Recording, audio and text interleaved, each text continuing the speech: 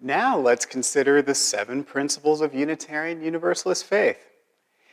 These principles are the glue that holds this great, big, clunky thing together, uniting us across theological diversity as Unitarian Universalists.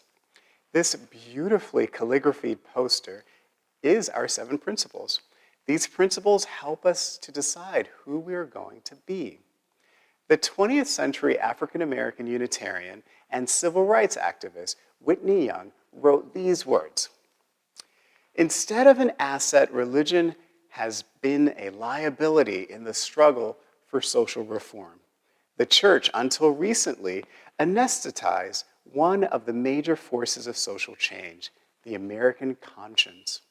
It provided people with a place where they could congregate regularly in a beautiful setting to hear pious platitudes and mouth meaningless cliches.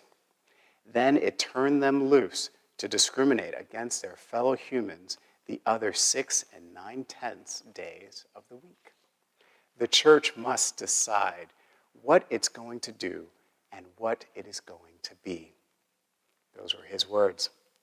Since 1985, however, we've had these 7 principles, and these principles read thusly: "We, the member congregations of the Unitarian Universalists, covenant to affirm and promote the inherent worth and dignity of every person, justice, equity, and compassion in human relations, acceptance of one another, and encouragement toward spiritual growth in our congregations, a free and responsible search for truth and meaning, the right of conscience, and the use of democratic process within our congregations and society at large, the goal of world community with peace, liberty, and justice for all, respect for the interdependent web of all life of which we are a part."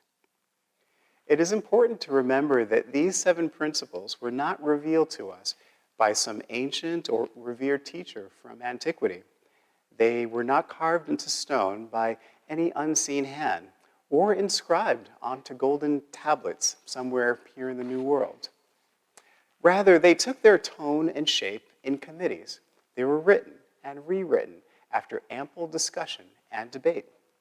They were voted on by a supermajority of delegates sent to our General Assembly, which is the annual meeting of our religious association. I read that the principles as we have them were nearly unanimously accepted when the vote came. I didn't vote at the time because I was busy being 4 years old, but I have accepted them as an important part of my life as a person of faith. They are not a creed in the way that creeds are usually understood, but they function as a kind of action statement, a flexible basis for a cosmology and a theology, and they are a rubric for moral action.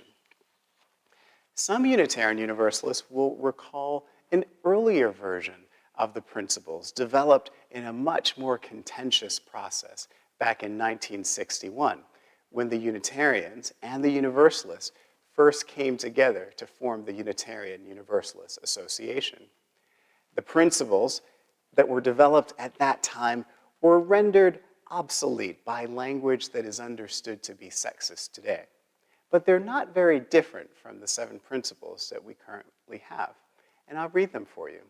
In 1961, we had, "In accordance with these corporate purposes, the members of the Unitarian Universalist Association, dedicated to the principles of a free faith, unite in seeking to strengthen one another in a free and disciplined search for truth as the foundation of our religious fellowship. 2, to cherish and spread the universal truths taught by the great prophets and teachers of humanity in every age and tradition, immemorially summarized in the Judeo-Christian heritage as love to God and love to man. 3, to affirm, defend, and promote the supreme worth of every human personality, the dignity of man, and the use of the democratic method in human relationships. 4, to implement our vision of one world by striving for a world community founded on the ideals of brotherhood, justice, and peace. 5, to serve the needs of member churches and fellowships, and to organize new churches and fellowships, and to extend and strengthen liberal religion. 6, to encourage cooperation with men of goodwill in every land. Clearly, the principles that we have today are an evolution, or maybe a refinement of the principles of yesteryear. And still, there are those much older than I am who were raised Unitarian in this very church and elsewhere who will remember reciting, perhaps nostalgically, these words: "We believe in the fatherhood of God, the brotherhood of man, the leadership of Jesus, salvation by character, and the progress of mankind, onward and upward forever." For most of the 20th century, that last statement was what it meant to be Unitarian in most places. These 7 principles that we have today are how we hold ourselves and each other accountable in the beloved community that we are creating, this commonwealth of God here on earth. I tease out a few single words to help me remember the 7 principles, and I will share them with you. Dignity, justice, acceptance, searching, conscience, community, and interdependence. These are the essential values that we hold dear as Unitarian Universalists. We also have 6 sources of inspiration also contained in this poster. Now, there's nothing special about the numbers 7 or 6. They're simply what we have right now, and they could change.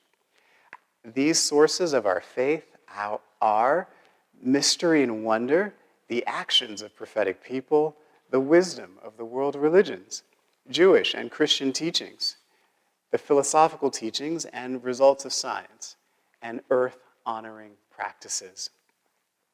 Some will say that your principles and sources are too easy, that there is no real challenge in them.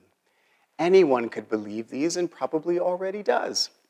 One could say that these are not really a matter of serious faith. My paternal grandmother was a pastor in the Pentecostal church, and we were very, very close. She would say to me that the Unitarian Universalists seem like very nice people who do a lot of good things, but it's not a religion. It was very hard to argue with Grandma because she was very strident in her beliefs and because she was Grandma. Maybe that's why I became a Unitarian Universalist minister. But today, I, along with most Unitarian Universalists, believe that our principles are, in fact, a matter of very, very deep faith, a faith worth living for. We are deeply committed and convicted by the transformative power of this faith in love and acceptance, a faith in humankind, onwards and upwards, forever. The uniqueness and centrality of our faith as Universalists, as Unitarian Universalists, is challenged and affirmed every day. One just needs to pick up the newspaper, or listen to the evening news, or consider the experience of the last 4 years filled with chaos, despair, and disease, to realize that accepting one's neighbor is harder than it looks, especially if they belong to a different political party. There are many people who say that they honor the dignity of every person, yet time and time again, they do things, both small and large, that dishonor, malign, or exclude people because of their perceived differences.